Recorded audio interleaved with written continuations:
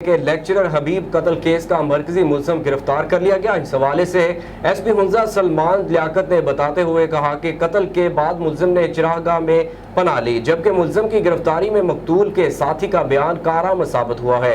ملزم کے گھر سے 30 بور پستول برآمد کیا گیا، جبکہ ملزم کا ماضی میں بھی جرائم کا ریکارڈ رہا ہے۔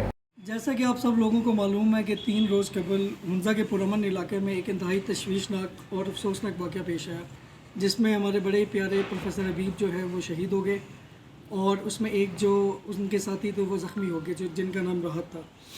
میں نے خود موقع کی مناسبت کو سمجھتے ہوئے کرائم سین پہ گیا، میں نے موقع کا ملاحظہ کیا۔ برونکشل میں موقع پہ ہمیں جو ہے وہاں پہ 2 عدد چلیدہ خول کارتوس ملے اور 2 بلٹس وغیرہ ملے۔